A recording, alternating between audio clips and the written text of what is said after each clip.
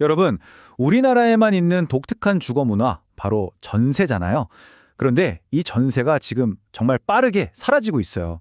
특히 서울에서 밀려난 사람들이 마지막으로 기댈 수 있었던 곳, 바로 경기도에 지금 아주 빨간불이 켜졌습니다. 대체 무슨 일이 벌어지고 있는지 오늘 저와 함께 이 거대한 변화의 흐름을 한번 따라가 보시죠. 원래 경기도가 어떤 곳이었나요? 그쵸, 서울의 정말 살인적인 집값, 이걸 감당하기 힘든 사람들한테는 거의 마지막 전세 피난처 같은 곳이었잖아요. 서울 집값이 막 치솟을 때마다 그래도 경기도에 가면 상대적으로 저렴한 보증금으로 수도권 생활을 유지할 수 있었으니까요. 정말 든든한 버팀목, 그런 완충지대 역할을 해왔던 거죠.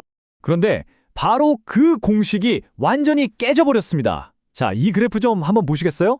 이게 지난달 경기도 아파트 임대차 시장 상황인데요.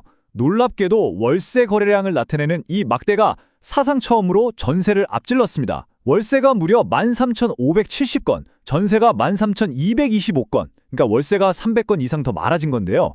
이게 그냥 숫자가 좀 뒤집혔네, 이 정도가 아니에요. 이건 시장의 판도 자체가 그 흐름이 완전히 뒤바뀌고 있다는 아주 강력한 신호탄인 겁니다.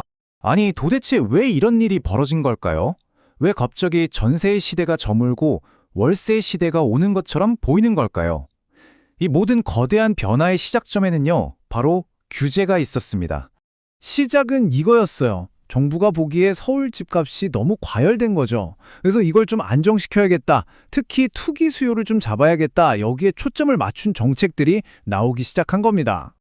그 규제의 핵심 타겟이 뭐였냐면요. 바로 이 갭 투자였습니다. 갭 투자가 뭔지 다들 아시죠? 말 그대로 세입자의 전세 보증금을 일종의 지렛대로 쓰는 거예요. 그걸 이용해서 내 돈은 아주 조금만 들이고 집을 사는 거죠.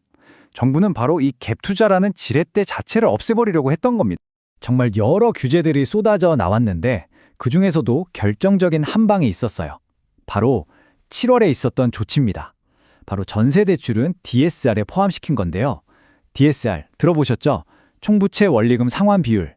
말이 좀 어려운데 아주 쉽게 말하면 이런 거예요. 이제부터 당신의 모든 빚을 다 합쳐서 대출 한도를 정하겠다, 이겁니다. 그러니까 내 연봉이 아주 높지 않으면 이제 억소리 나는 전세 대출을 받는 건 거의 불가능에 가까워진 거죠. 이게 시장의 숨통을 제대로 조인 정말 결정적인 한 방이었습니다. 자, 이렇게 규제라는 아주 큰 돌멩이가 시장이라는 연못에 풍덩 하고 던져진 겁니다. 그러죠, 엄청난 파장이 일기 시작했죠. 집을 가진 사람, 그리고 집을 구하는 사람, 집주인과 세입자, 양쪽 모두의 셈법이 이제 완전히 달라지기 시작한 거예요. 먼저 집주인 입장에서 한번 생각해 볼까요? 갭 투자는 이제 막혔지. 나중에 보증금 돌려줘야 하는 것도 부담스럽지. 이러니까 차라리 매달 꼬박꼬박 현금 들어오는 월세가 훨씬 낫겠다, 이렇게 생각하게 된 겁니다. 자, 그럼 세입자 입장은 어땠을까요? 아까 말씀드린 DSR 규제 때문에 전세대출 한도가 꽉 막혀버렸어요. 수억 원이나 되는 전세보증금을 마련할 방법이 없어진 거죠. 그러니 어떡하겠어요? 울며 겨자 먹기로 월세를 선택할 수밖에 없는 상황에 놓이게 된 겁니다. 자, 이 흐름을 다시 한번 정리해 볼게요. 모든 것의 시작은 뭐였다? 대출 규제라는 첫 단추였어요. 이 첫 단추가 갭 투자와 전세 대출이라는 전세 시장을 굴리던 두 개의 큰 엔진을 그냥 멈춰 세워버린 겁니다. 그 결과 어떻게 됐을까요? 전세를 내놓는 공급도 줄고 전세를 찾는 수요도 같이 줄어들면서 시장 전체가 월세 쪽으로 급격하게 기울어지게 된 거죠. 그런데 문제는 여기서 끝나지 않았어요. 이게 끝이 아니었습니다. 이 규제로 인한 연쇄 반영에다가 원래 시장이 가지고 있던 문제점들까지 더해지면서 전세 공급 시장은 그야말로 퍼펙트 스톰을 정면으로 맞게 됩니다. 정말 상황에 꽉 막힌 사면초가 상황이었어요. 첫째, 시장에 나오는 전세 매물 자체가 1년 만에 40%나 그냥 증발해버렸습니다. 둘째, 사람들은 또 이왕이면 깨끗한 신축 아파트만 찾으니까 인기 단지에만 수요가 확 쏠렸죠. 셋째, 앞으로가 더 문제입니다. 내년에 새로 지어서 입주할 수 있는 아파트 물량이 올해보다 34%나 줄어들 전망이거든요. 그리고 마지막 결정타.